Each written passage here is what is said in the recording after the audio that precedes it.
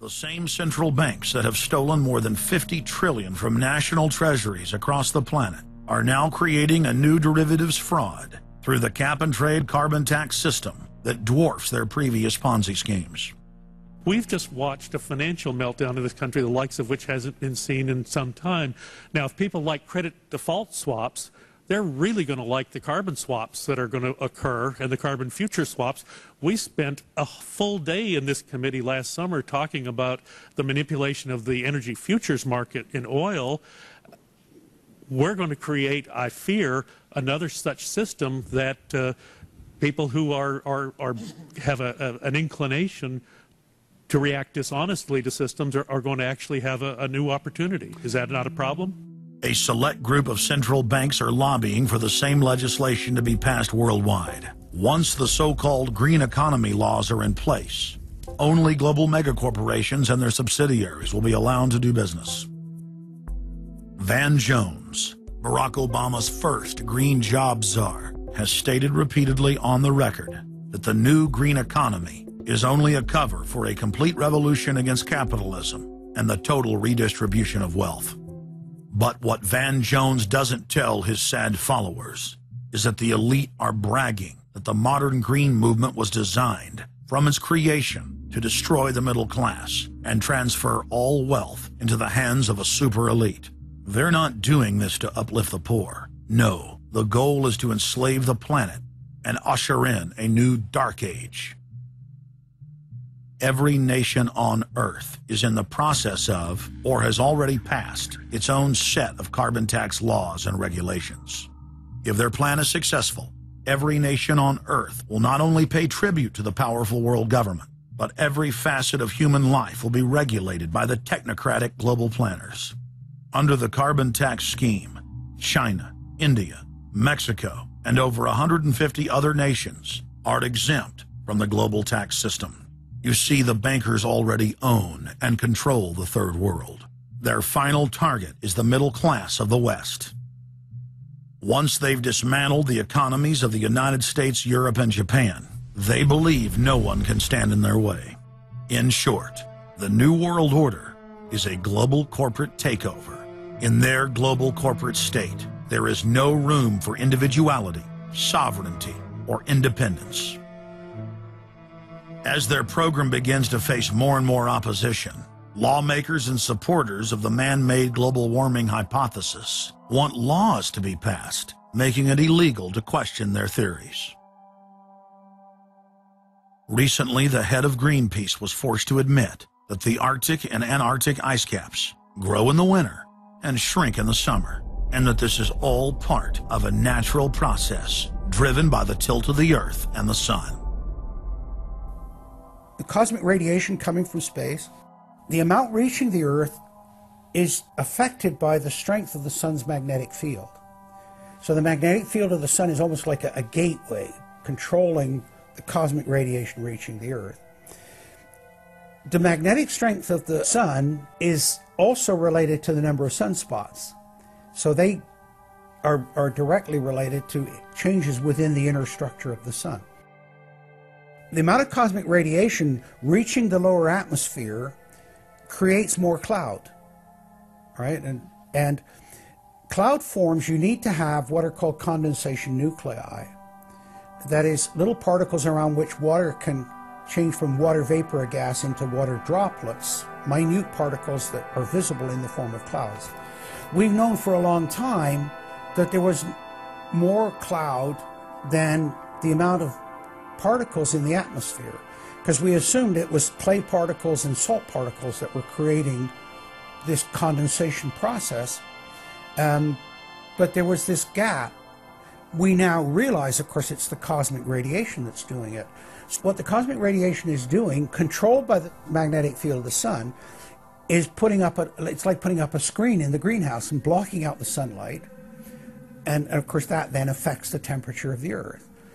That's why there's a relationship between the sunspots and the temperature on the Earth. So we now know the mechanism, but they completely ignore that. More than 31,000 scientists from across the United States, including more than 9,000 PhDs from the fields of climatology, atmospheric science, earth science and hydrology, signed a petition rejecting man-made global warming as a scientific fraud. This shattered the hoax of the so-called consensus that the mainstream media had been pushing for years, that every scientist on Earth believed that man-made global warming was a fact. If the people are able to block their carbon tax takeover, the elite's agenda to establish a planetary world government will collapse. To force their unpopular agenda upon the planet, the controllers are racing to complete the construction of their police state control grid. Borrowing from tactics used in the past by communist, fascist, and other totalitarian regimes, every form of classical textbook tyranny is now being implemented in the West. In the United States, the central government is federalizing local police. State and local officers are in a great position to collect important information on terrorists and their allies, and the Terrorist Screening Center stands ready to help you. This video, produced by Homeland Security, is required viewing for all departments in the U.S. And with the teamwork of local, state, and federal law enforcement, we have an excellent opportunity to see the picture and solve the puzzle before these terrorists can strike again. State, county, and city police now take their marching orders directly from DHS and FEMA. The videos and training manuals turn peace officers, once guardians of the Republic, into secret police. See way down there? There's a woman taking photos of the dam. Someone called 911 and reported a suspicious person. As you guessed, she's going to be a Category 3 hit. And since it's very important that we don't let her know that we know, both the dispatcher and the officer need to make sure she doesn't hear the radio traffic. Stand by. If I could ask you to wait right here, please. Sure. Everyday items and activities are listed as proof that you are sympathizing with shadowy boogeymen of terror. Of course, he's going to keep his eyes open for anything interesting or unusual in the car. That would include cameras, binoculars, video equipment, GPS, maybe things like sleeping bags that suggest they're living out of the car.